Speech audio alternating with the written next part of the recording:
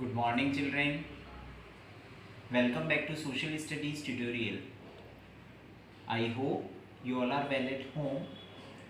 So students, today we are going to start a new chapter, Natural Vegetation and Wildlife. In our last session, we have completed our second chapter, that was land, soil and water resources, where we have learnt about these three important natural resources and different ways to conserve them. So in your last grade, means previous grade, you have learnt about these natural vegetation and wildlife and their distribution, that where these are found. So though you have quite known to these two, natural vegetation and wildlife, but let's recall or recognize this, that what natural vegetation is. It refers to the entire plant life that grows naturally. See here a term naturally, that means there is no human efforts are involved. So natural vegetation refers to the plant life that grows naturally in an area without human intervention. Then wildlife, it refers to the complete animal life found in an area and that has not been tamed or domesticated by human. Again, the human efforts, means the pets or some other cattle are not included in this. In wildlife there is complete animal life, but these must not be tamed or domesticated. So students, in natural vegetation and wildlife, there is a close interrelation or interdependence. Why? Because as you all know that in natural vegetation, plant life is involved and plants are known as producers. Why these are known as producers? Because they have their food on their own. They produce their food on their own. Just because of these are known as producers and also known as autotrophs. Whereas if we talk about the animals or the wildlife, so what exactly they are known as consumers, because they do not just have their food on their own, they do not produce, that means. So just because of this, they are known as consumers and also considered as heterotrophs.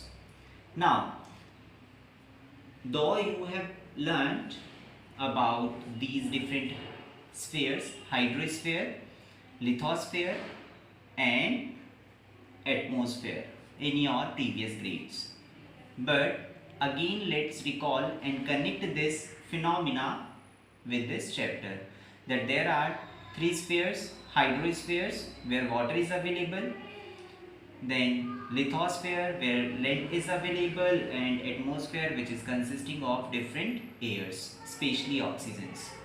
So what exactly these spheres are there, but only single sphere is not possible for the survival of any living beings.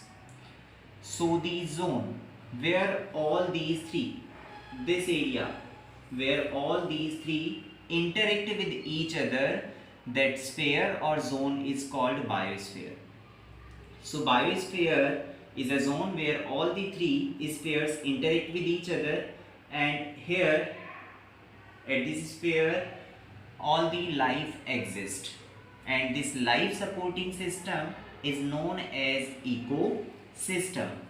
Now let's understand the importance of natural vegetation. So students, these vegetation and wildlife are very important to us in many ways. Let's understand that the vegetation or the plants provide us timber, like fruits, nuts, vegetables, gum and fuel wood. So these all are very essential in our day-to-day life.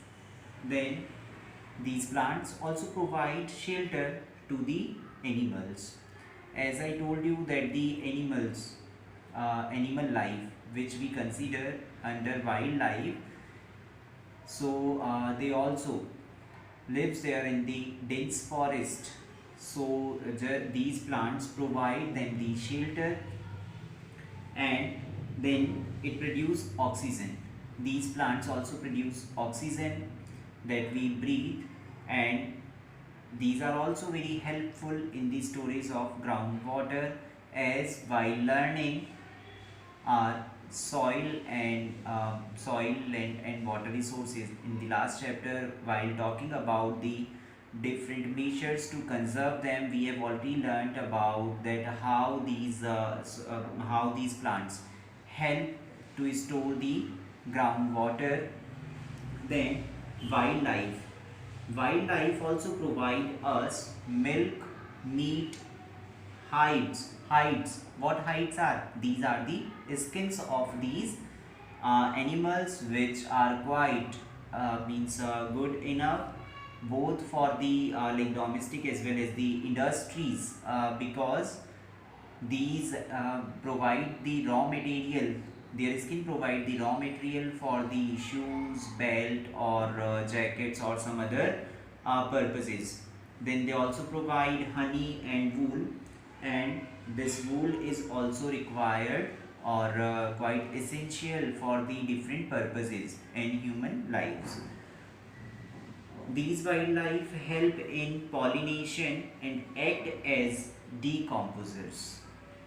How they act as decomposers? Because see, if we just take an example of vulture, then what happens that they these vultures, these are the scavengers. Why these are the scavengers? Because for example, suppose if there is a god who dies, then we just kept it we just kept it aside, and what exactly these vultures just feed them.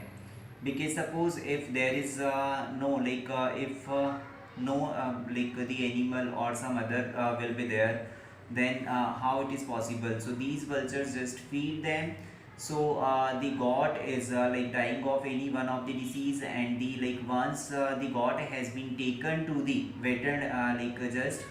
to a veterinary, then what happens that he or she gives him the diclofenac, that is a kind of painkiller. So just after his death, then the amount of diclofenac remains there in his dead body. So once these vultures feed them, then they also die with the kidney failures. These vultures die with the kidney failure. So if there will be no vulture, then these decomposers will not be getting exhausted. So what happens? These wildlife also act as a decomposers. So in this way we can say that these vegetation and wildlife is quite important for us.